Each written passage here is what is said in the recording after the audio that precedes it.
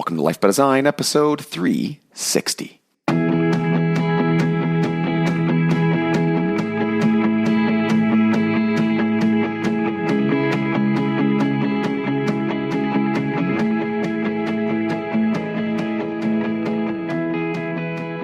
Welcome to Life by Design. I'm your host, Dr. Jamie Richards, and I'm joined today by my colleague, Dr. Crayshow Jug. Happy as always. I like that. That was good. I like the way that went up at the end. We are creators of Life by Design with many locations worldwide. Each week on the show, we discuss the principles and the practice of Life by Design. On today's episode, we're talking about blood flow to the brain. I think that's probably an important thing. If you have a brain and you're alive, you need blood, and blood flowing to the brain is a good thing. So I think, with the relationship here that we're talking about happens to be an area that would fall under the Power by Design blanket or umbrella here. We're talking about spine, the nervous system, blood flow. And I don't think that most people relate, and this study, by the way, is not necessarily relating chiropractic care or corrective care, but it is relating spinal function and some of the outcomes that happen in chiropractic care with a change in blood flow to the brain. And I don't think people generally think spine and brain, spine and blood flow. And I know in my practice, Crayshow, that's always something that I'm working on, having people understand is that the spine is not just this inert bag of bones, that it's an organ system like many other organ systems in your body. It's really important. It plays an important role in a lot of things. And, having more blood flow to the brain by changing the spine, I think is pretty interesting and worth talking about. It's just interesting you bring up that point because it's actually, when I think about it, it's one thing that everybody is aware of. I've never met a person who has done or who hasn't done a yoga class or done some mobility or had a workout that's not like, oh my God, I feel so much more energized and I feel better, right? Which are both functions of brain function, but it's not associated with the brain, right? Like we haven't intellectually made that connection on some level, Yeah. No, it's let's just, call it what it is. Most people's relationship with chiropractic, corrective or traditional, most people don't know there's a difference. It's really just, I have an ouchie in my back and, I need you to fix this ouchie. And of course, the challenge is, and we've overcome this challenge to a large degree. We've got great practices and many of the Life by Design offices do, is helping people understand that, there's a role and a relationship that's intimate between the structure and the function of the body, and specifically the structure and the function of the brain and the spine. And, changing the spine in terms of its motion and mobility, improving its health has an impact on essentially every system in the body versus most people's, relationship is I have an ouchie here and I need the pain to go away, or I have an ouchie here and, it's referring into my arm. But changing the spine changes literally everything. And this is what this study is showing. So if we look at the study itself here, and this is, we'll put the link to it in the show notes, guys, lifebydesign.com/podcast. And as always, find today's episode and you can click on the link. And you can find it in PubMed.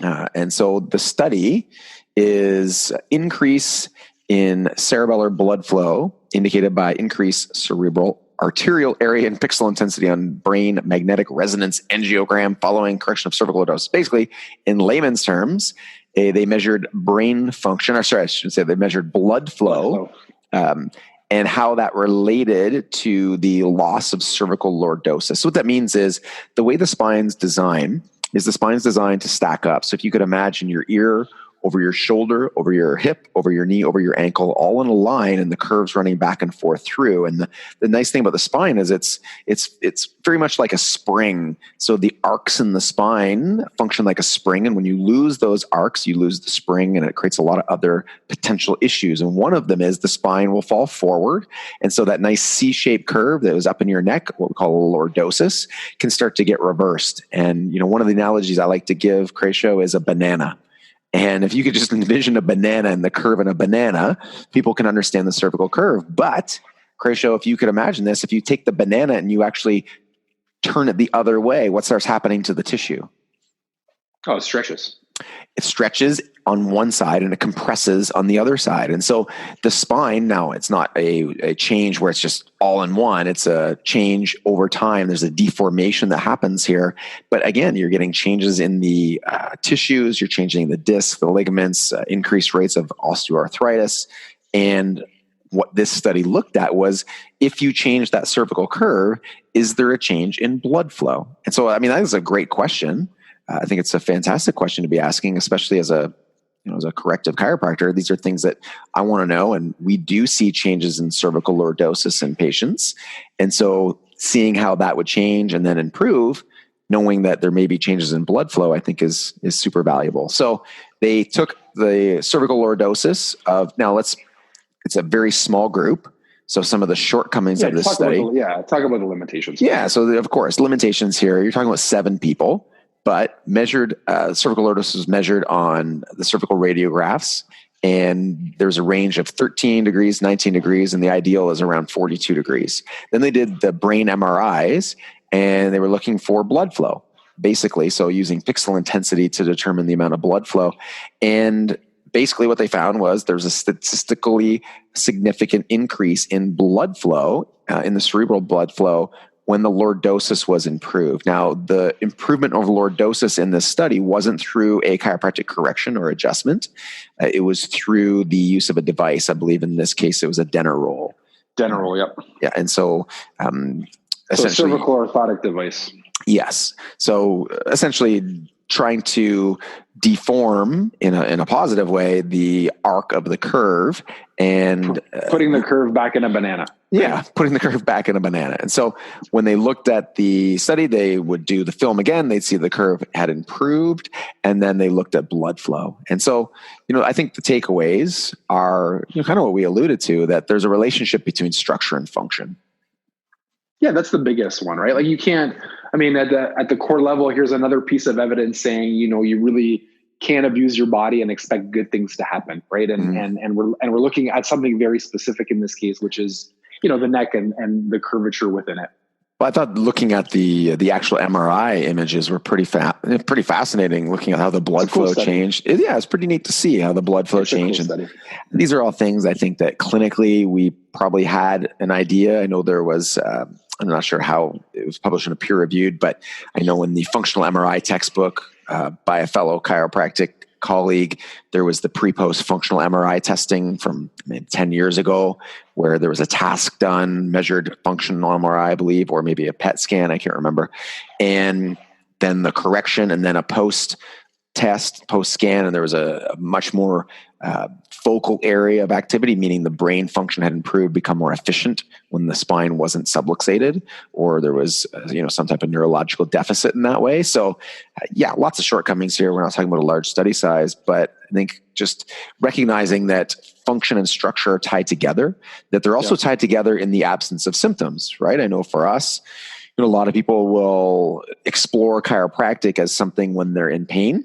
And that's a great time to explore chiropractic, and it has in many cases a dramatic effect. But the important part is changes in the spine happen, and changes in this case blood flow, and most likely many other changes happen all in the absence of pain. And therein lies, I would say, probably the most significant challenge we face in practice, Cratio, and maybe you can comment, is helping people understand that whether you feel good or bad, a change in the body that's negative is a negative change and is bad, whether you feel it or not.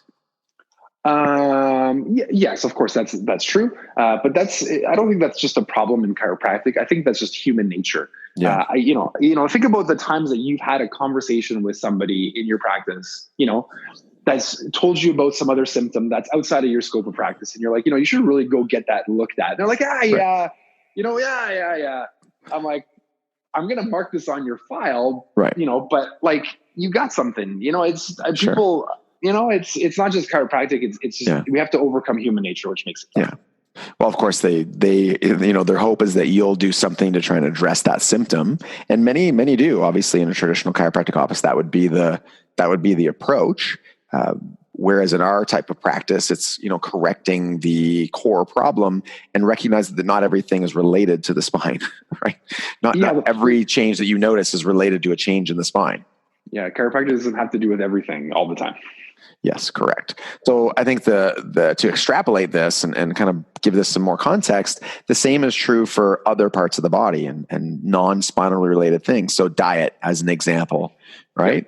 Yeah. You could feel healthy or feel normal is probably a better word. And on the inside of your body, you might have inflammatory changes, autoimmune changes, other digestive function changes. Cardiovascular system is a great one, right? Lots of people have cardiovascular damage, totally asymptomatic for decades. Yep. And then they have a massive heart attack, right? Or have some other sign of heart disease and, changes in blood sugar. Sometimes you'll see people with, 6 and 7 and 8, and they don't even have any symptoms. But from a physiology standpoint, that's really bad. That's not a great, blood sugar regulation system. Probably indicative of some other things that are going on in there. Teeth, right? Another great one. I mean, how many times have you heard of somebody going to the dentist? And, they think they have great teeth. They brush their teeth twice a day. They floss. They do everything. And then I can't believe I had a cavity. I didn't even know. And again, for the dentist, cancer? Right? Yeah, cancer, of course. Yeah. Cancer checks, right? And that's what they're always advocating. You got to have your physical. You got to get checked for the same reason. Yeah. And so I think that the take home is, for me, from a non-clinic standpoint, is that it's important to have a blueprint for health that addresses the function of the body, not necessarily the symptoms of the body or the lack of symptoms of the body. So a proactive approach to identifying all the things your body needs and then trying your best to meet those needs on a consistent basis. So AKA Life by Design, a workout program that addresses movement, mobility, strength training, conditioning, a dietary program that addresses high level nutrients and low level toxicity, sleep, water, having a vision, developing your self-esteem, and then of course getting your spine checked and properly corrected if required to maximize the function of the spine and make sure you got proper blood flow to the brain in this case, in this study. Brain flood. Hey, actually, brain flood would be a nice, I might steal that for my practice. It sounds like a death metal band. What are you guys doing tonight? We're gonna go see that Swedish band, Death Flood. Brain Flood. Brain Flood. Oh, Brain Flood, man! They sound cool. Brain Flood. Oh man, I just actually sounded like Beavis and Butthead there. Yeah, that does bring me back for those listeners who have no idea what we're talking about. Probably worth a Google or a YouTube. Not even. Search they won't even find it funny. It wasn't even that funny for us. I don't know what we were doing. Every day in university, 11 o'clock at night, we'd all finish studying and we literally would ring the bell in our house. B&B's on, B&B's on. Everybody would run upstairs and we'd all watch Beavis and Butthead. That was like the end of the night for all of our roommates. Yeah. Now that it's legal in Canada, you can probably talk about what most of those guys did before they watched Beavis and Butthead, which probably made it a lot. Well, you obviously didn't know any of my roommates. So that is absolutely, actually one of my roommates, I won't name names, but one of my roommates, yes, but the rest of us, yeah, definitely not. We were probably pretty straight and narrow back then, Crayshow. I'm not sure about you, but yeah. Oh, dude, I'm the lamest person ever, man. Don't worry about me. So guys, go to the show notes. You can check out the study for today. And I mean, the take home is structure, function, brain flow, blood flow to the brain with the improvement of the cervical curve. And again, just the spine is important. The body is important. You need to take care of it. Guys, thank you so much for joining the drive to 1 million families worldwide living life by design.